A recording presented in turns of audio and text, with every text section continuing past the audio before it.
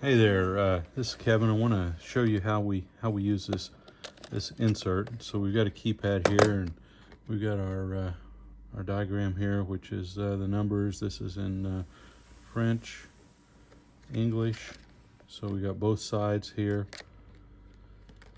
and so we've got it in here. It ships like this, where it's laying on top. But actually, the way you use it is you can see how they align to the grid.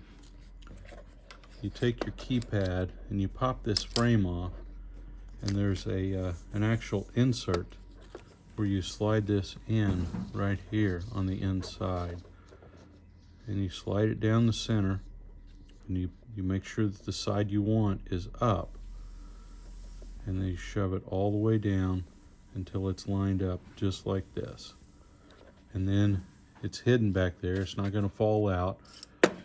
Then you put your frame back over the top of it, and it's good to go. And it's in there. It's not going to move around on you, and it's fixed in position. That's how you install an insert.